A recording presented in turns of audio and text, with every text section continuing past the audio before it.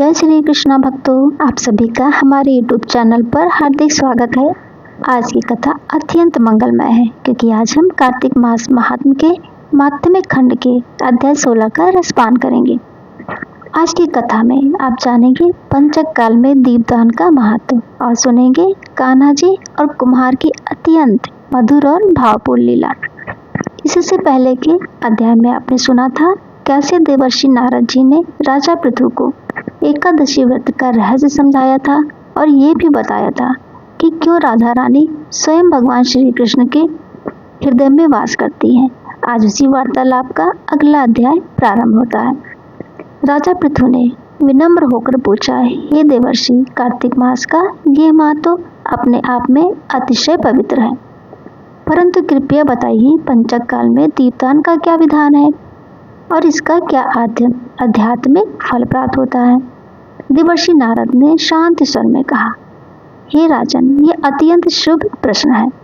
सुनो, कार्तिक मास के कृष्ण पक्ष की त्रयोदशी तिथि से लेकर शुक्ल पक्ष की द्वितीया तिथि तक का जो समय है वही पंचक काल कहलाता है। इन 5 दिनों में मनुष्य को अपने तन, मन और वचन से पूर्ण पवित्रता का पालन करना चाहिए। त्रयोदशी के दिन धनतेरस आती है। इस दिन यमराज के निमित्त दीपदान करना चाहिए। यमराज प्रसन्न होकर उस व्यक्ति की रक्षा करते हैं और उसे अकाल मृत्यु का भय नहीं रहता। चतुर्दशी के दिन नरक चतुर्दशी होती है। इस दिन तिल, अपामार्ग, दूर्वा आदि से स्नान करने का विधान है। फिर जल में खड़े होकर यमराज, धर्मराज, चित्रगुप्त और अनेक गणों का तर्पण करना चाहिए। अमावस्या को दीपावली का पावन पर्व मनाया जाता है। उस दिन पितरों का पूजन करें, ब्राह्मणों को भोजन कराएं और सायंकाल लक्ष्मी माता का पूजन करें। लक्ष्मी पूजन के पश्चात घर तुलसी जी के समीप देवालय, नदी, शमशान, चौराहा, गौशाला सभी स्थानों पर दीप जलाना चाहिए। यही दीपावली का दीपमाला का पर्व है। नारद जी आगे बोले, हे राजन, जिस घर में दीपमालाएं जगमगाती हैं, जहाँ स्त्रियां और पुरुष नवीन वस्त्र धारण करते हैं, जहाँ हर्षोल्लास, गीत और नृत्य होता है, वहीं लक्ष्मी जी निवास करती हैं। जो घर पवित्र है, जहाँ माता पिता और बुजुर्गों का आदर है, जहाँ कलह नहीं बल्कि करुणा और सेवा है, वहीं लक्ष्मी जी स्थायी रूप से विराजती हैं। नारद जी ने मुस्कुराते हुए कहा, राजन, अब एक कथा सुनो जो दीपमालिका के महत्व को बताती है। बहुत प्राचीन काल में एक नगर में सत्य शर्मा नामक एक ब्राह्मण रहता था। वह अत्यंत निर्धन था, पर उसके हृदय में एक ही संकल्प था, यदि मुझे धन मिले तो मैं इसका उपयोग केवल भगवान की सेवा, यज्ञ और दान में करूं। एक दिन भगवान शंकर उसकी भक्ति से प्रसन्न हुए।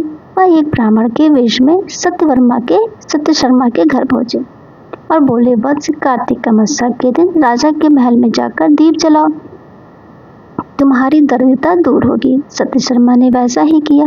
राजा ने नगर में घोषणा की थी कि अमावस्या की रात कोई दीपक न जलाए, परंतु सत्य शर्मा ने भगवान शिव के आदेश से अपने शिव घर में दीपमालाएं सजाई। रात गहराई तो नगर अंधकार में हो गया, परंतु एक घर से उजाला फैल रहा था। वह सत्य शर्मा का घर था। जब लक्ष्मी जी नगर भ्रमण पर निकली तो उन्होंने देखा अंधकार में एकमात्र घर अलौकिक है। लक्ष्मी जी बोली, ये घर निश्चित ही पुण्यात्मा का है। वे अंदर गई। सत्य शर्मा ने उनका पूजन किया। लक्ष्मी जी प्रसन्न होकर बोली, वत्स, मैं तुम्हारे घर 3 पीढ़ियों तक निवास करूंगी यदि तुम हर वर्ष दीपावली को दीपदान और पूजन करते रहो। उस दिन से सत्य शर्मा का जीवन बदल गया। दरिद्रता मिट गई, धन और वैभव आ गया, परंतु उसने कभी अहंकार नहीं किया। उसने सारा जीवन भगवान की सेवा में व्यतीत किया और अंत में मथुरा में समाधि लेकर परम धाम को प्राप्त हुआ। अब कथा का सबसे रसपूर्ण भाग। एक दिन नंदग्राम में कान्हा जी ने कुछ नई शरारत की। यशोदा मैया छड़ी लेकर पीछे दौड़ी। कान्हा जी भागते भागते एक कुम्हार के घर में जा पहुंचे। कुम्हार उस समय घड़े बना रहा था। उसने जब देखा कि स्वयं नटखट नंदलाल उसके द्वार पर खड़े हैं तो उसकी आंखों से अश्रु बह निकले। उसने तुरंत कान्हा जी को प्रणाम किया। कान्हा जी बोले, कुम्हार जी, मेरी मैया बहुत नाराज है, मुझे कहीं छिपा दो। कुम्हार ने उन्हें एक बड़े मटके के नीचे छिपा दिया। थोड़ी ही देर में यशोदा मैया आई। पूछा, कुम्हार, क्या मेरे कान्हा को देखा है? कुम्हार ने मुस्कुराते हुए कहा, नहीं मैया, मैंने नहीं देखा। मैया वहाँ से चली गई। अब मटके के नीचे से कान्हा जी बोले, कुम्हार जी अब तो निकालो मुझे बाहर। कुम्हार बोला, प्रभु पहले एक वचन दीजिए, मुझे 84 लाख योनियों के बंधन से मुक्त कर दीजिए। कान्हा जी मुस्कुराए, अरे वाह, बड़ा चतुर कुम्हार है, ठीक है मैं तुम्हें मोक्ष प्रदान करता हूँ। कुम्हार बोला, प्रभु केवल मुझे नहीं, मेरे परिवार को भी मुक्ति दीजिए। कान्हा जी ने कहा, तथास्तु। फिर कुम्हार बोला, प्रभु जिन बैलों ने ये मिट्टी ढोई थी उन्हें भी मोक्ष दीजिए।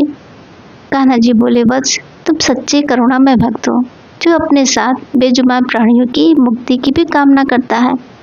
तुम्हारे इन बैलों को भी मैं मोक्ष प्रदान करता हूँ।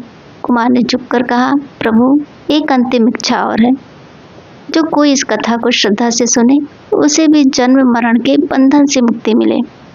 कान्हा जी ने प्रसन्न होकर कहा, तथास्तु। तो जो भक्त इस कथा को श्रवण करेगा वो भी मोक्ष प्राप्त करेगा। यह कहकर कान्हा जी मटके के नीचे से बाहर निकले। कुमार उनके चरणों में गिर पड़ा, प्रेम और आनंद से भरा, और अंत में उसी प्रेम में प्रभु में लीन हो गया। तो प्रेम से बोलिए, कृष्ण कन्हैया लाल की जय। प्रिय श्रोताओं, ये कथा केवल एक प्रसंग नहीं, ये भक्ति, करुणा और प्रेम का प्रतीक है। कुम्हार की तरह यदि हमारे मन में सच्ची भावना हो तो भगवान स्वयं हमारे घर आते हैं। अगर ये कथा आपको भी भक्ति के भाव में ले गई हो तो वीडियो को लाइक करें, कमेंट में लिखें जय राधे राधे, और चैनल को जरूर सब्सक्राइब कर दें। आपका हर एक कमेंट हमारी सेवा को और भी प्रेरित करता है। तो जय श्री राधे कृष्णा। हर घर में दीप जले, हर मन में प्रेम बसे, यही हमारी प्रार्थना है। तब तक के लिए जय श्री कृष्णा दोस्तों।